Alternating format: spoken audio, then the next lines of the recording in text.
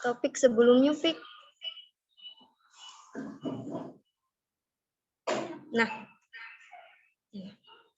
produksi kebutuhan dasar daluriyat adalah fard kifayah.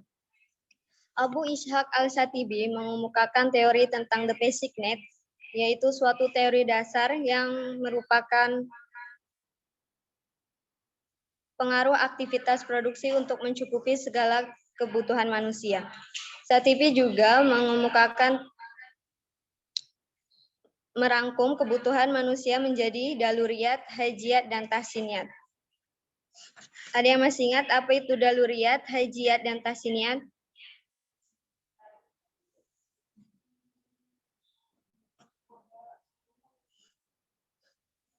Baik, daluriyat adalah penegakan kemaslahatan agama dan dunia. Artinya, ketika daluriyat itu hilang, maka kemaslahatan dunia dan bahkan akhirat juga akan hilang. Daluriyat ini merupakan kebutuhan primer.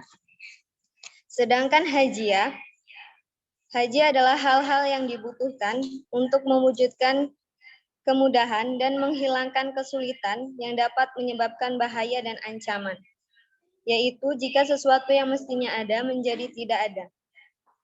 Daluriyat ini merupakan kebutuhan sekunder ataupun sebagai pelengkap dan penunjang kehidupan manusia. Adapun tahsiniyah yaitu telah mencapai keadaan di mana ia bisa memenuhi suatu kebutuhan yang biasa meningkatkan kepuasan dalam hidupnya. Tahsiniyat merupakan kebutuhan tersier atau identik dengan kebutuhan yang bersifat mendekati kemewahan. Selanjutnya, aktivitas produksi.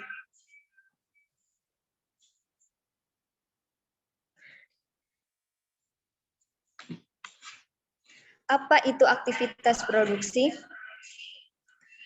Aktivitas produksi adalah menambah kegunaan suatu barang. Contohnya, kain yang kita ubah, kita jahit menjadi baju atau celana. Jadi kita menambah nilai guna dari kain. Baiklah, untuk pemateri kedua, Azalea Aurora, kepada Azalea Aurora dipersilahkan.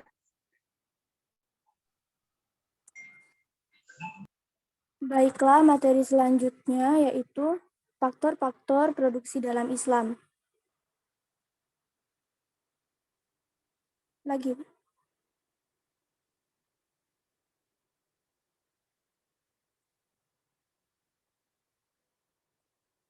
Lanjut.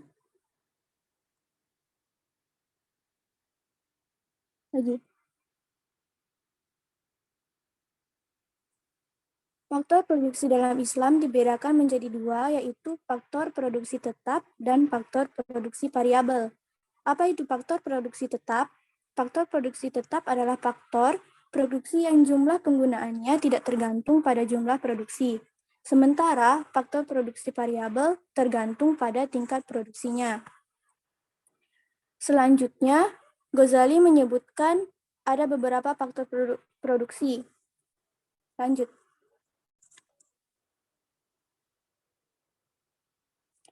Yang pertama, tanah. Tanah telah menjadi suatu faktor produksi terpenting sejak dahulu kala. Penekanan pada penggunaan tanah-tanah mati atau ihya al-mawat menunjukkan perhatian Rasulullah SAW dalam penggunaan sumber daya bagi kemakmuran rakyat. Yang kedua, tenaga kerja. Tenaga kerja merupakan human capital bagi suatu perusahaan. Di berbagai macam jenis produksi, tenaga kerja merupakan aset bagi keberhasilan suatu perusahaan. Yang ketiga, modal. Modal merupakan faktor terpenting dalam suatu produksi. Tanpa adanya modal, produsen tidak akan bisa menghasilkan suatu barang atau jasa. Yang keempat, manajemen produksi. Beberapa faktor produksi yang saya sebutkan tadi tidak akan menghasilkan suatu profit yang baik ketika tidak ada manajemen yang baik. Karena tanah, tenaga kerja, modal, dan lain sebagainya tidak akan bisa berdiri dengan sendirinya. Yang kelima, teknologi.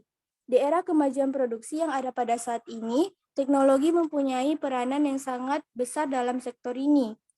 Misalnya, suatu perusahaan biasanya menghasilkan 10 produk dalam 1 jam. Sementara jika kita menggunakan mesin teknologi, kita bisa menghasilkan 100 produk dalam 1 jam.